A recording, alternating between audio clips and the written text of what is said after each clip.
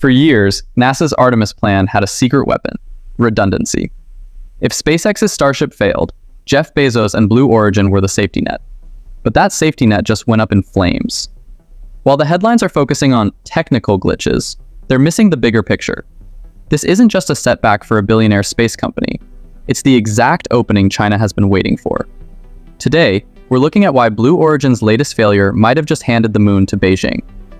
NASA's entire strategy for returning to the moon relies on a Plan A and a Plan B. SpaceX is Plan A with Starship, and Blue Origin is Plan B with the Blue Moon lander. But here's the problem. Starship is already facing massive delays with its heat shield and mid-air refueling. NASA needed Blue Origin to be the reliable, steady alternative. But with this latest explosion during testing, that steady alternative is now stuck in a design review. This leaves NASA in a Starship or bust situation. If Starship hits one more major snag, there is no backup. There is no Plan C. And that brings us to the players who don't care about American commercial partnerships. While we've been watching billionaires trade lawsuits and explosion footage, China's CNSA has been quietly hitting every single milestone. They don't have to deal with competing private contractors or congressional budget fights. They have one goal, one budget, and a terrifyingly consistent track record. Think about it. China just successfully returned samples from the far side of the moon, something no one else has ever done.